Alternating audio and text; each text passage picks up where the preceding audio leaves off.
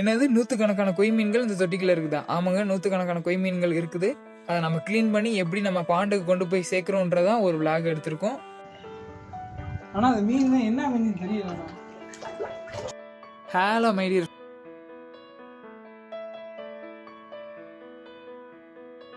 ஒரு ½ அன் ஹவர்லேயே இந்த தொட்டியை க்ளீன் பண்ணி முடிச்சாச்சுங்க. இதில் ஒரு 60+ கொய்ஸ் இருந்ததுங்க. அந்த தொட்டியில் க்ளீன் பண்ணி முடிச்சாச்சுங்க. இது வந்து பிளாஸ்டிக் டேங்க். இதில் வந்து 6+ கொய்ஸ் வந்து போட்டு வச்சுருக்கேன். எதுக்குன்னு பார்த்தீங்கன்னா பேரண்டல் யூஸ்க்காண்டி நான் போட்டு வச்சுருந்தேன்.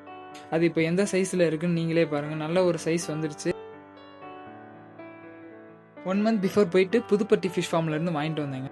2 இன்ச்சஸ் சைஸில் தான் வாங்கிட்டு வந்தேன். இப்போ பார்த்தீங்கன்னா எந்த சைஸ் வந்திருக்குன்னு பாருங்கள். இன்னொரு 1 மந்த் போச்சுன்னா மேக்ஸிமம் 300 கிராம்ஸ் வந்துருங்க. கொய் ஃபிஷஸ்க்கு நல்ல ஃபாஸ்ட் ரெக்கவரி வேணும்னா நம்ம கொண்டு போய் பாண்டில் தாங்க விட முடியும். ஆல்ரெடி நம்ம கிட்ட பாண்ட் இருக்குது. இப்போ எங்கே போயிட்டு இருக்கேன்னு பார்த்தீங்கன்னா பாண்டுக்கு தாங்க போயிட்டு இருக்கோம். ஃபிஷஸ் எல்லாம் கேட்ச் பண்ணிட்டு இதாங்க நம்ம ஃபார்மோட என்ட்ரன்ஸ்.